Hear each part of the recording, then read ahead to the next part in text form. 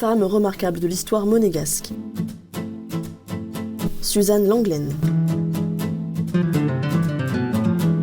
Suzanne Lenglen, née le 24 mai 1893 à Paris et morte le 4 juillet 1938, est une joueuse de tennis française. Surnommée la Divine, elle fut la première star internationale du tennis féminin. En hommage, le deuxième court principal du stade Roland-Garros porte son nom, depuis 1997.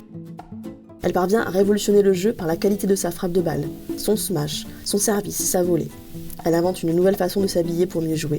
Elle se distingue en devenant la première joueuse de tennis à porter des jupes courtes, plissées et montées jusqu'au-dessus des genoux.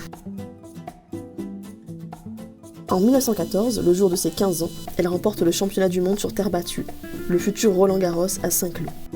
Elle possède ainsi de nombreux records, 241 titres, une série de 181 victoires et un pourcentage de 98% de matchs gagnés.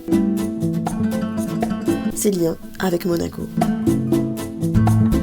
En 1925, Suzanne Lenglen, qui s'était éloignée du tournoi de Monte-Carlo, revient disputer l'épreuve de la Principauté.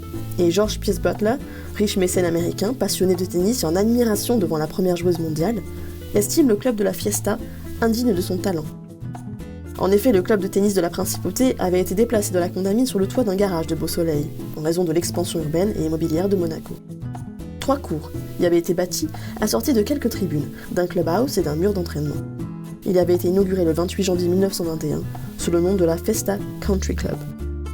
C'est ainsi qu'au lendemain du tournoi de 1925, disputé par Suzanne Lenglen, ce mécène entreprend une opération de persuasion auprès des autorités sportives et de son propriétaire, la SBM, afin qu'un nouveau club plus prestigieux soit créé.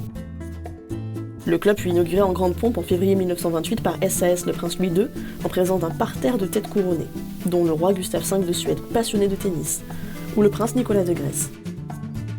Il sera rebaptisé 10 mois plus tard le Monte Carlo Country Club.